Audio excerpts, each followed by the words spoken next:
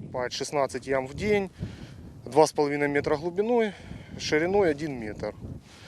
Ну, это такие вот у нас анатомические нормы. Мы смотрим то, как стремительно развивается эта ситуация у нас в Украине.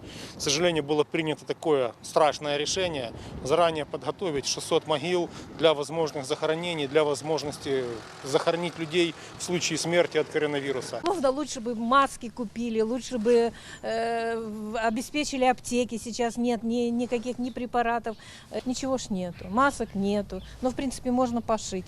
Ну, рыть могилы, вы знаете, это такое, это конечно, ужасно. Ну не копают могилы наперед. Ну не копают.